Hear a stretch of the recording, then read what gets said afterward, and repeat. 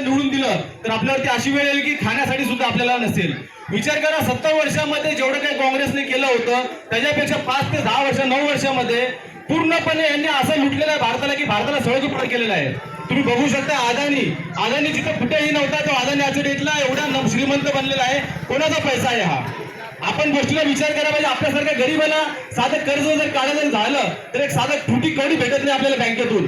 परंतु अदानी अंबानी लोकांना करोड रुपये व्याज सुद्धा त्यांचं माफ केलं जातं, इव्हन त्यांचं कर्ज सुद्धा माफ केलं जातं. तर या गोष्टी सगळ्या विचार करायला पाहिजे. आणि बघितलं गेलं तर आपण आपल्या आता घडीला गॅसचे भाव वाढलेले आहेत, त्यानंतर पेट्रोलचे भाव वाढलेले आहेत, महागाई वाढलेले आहे. 70 वर्षामध्ये जे बोलतो ना बीजेपी 70 वर्षामध्ये काय केलं, 70 वर्षामध्ये काय केलं, विचार करा. खाण्याच्या वरती सुद्धा टॅक्स मारले त्या लोकांनी.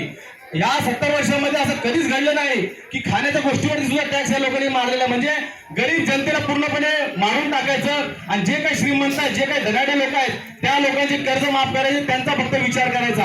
आणि बीजेपी ही सरकार आजच्या घडीला सगळ्या जनतेला माहिती आहे, म्हणून कोणत्याही गोष्टीला तुम्ही बळी पडू नका. तर यावेळेस तुम्ही बळी पडलात तर येणाऱ्या काळामध्ये याचं भूतदंड आपल्या मुलांना सुद्धा भोगावं लागेल. म्हणून बंधूंनो, मी तुम्हाला कळकळीची विनंती करतो, मिंदे सरकार असेल किंवा बीजेपी सरकार असेल, या सरकारला कोणीही झुकू नका आणि कोणीही वागू नका.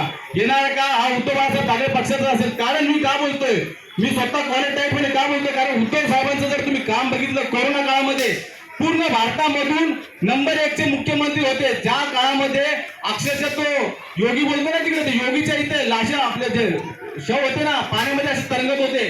परंतु उद्धव साहेबांनी काम एवढं चांगलं केलं, भारतच नाही तर विदेशात सुद्धा यांची प्रशंसा झालेली आहे. आणि उद्धव साहेबांची जी टेक्नॉलॉजी आहे, जी विचार करण्याची सरणी आहे, ती सर्वांना घेऊन जाण्यासारखी आहे.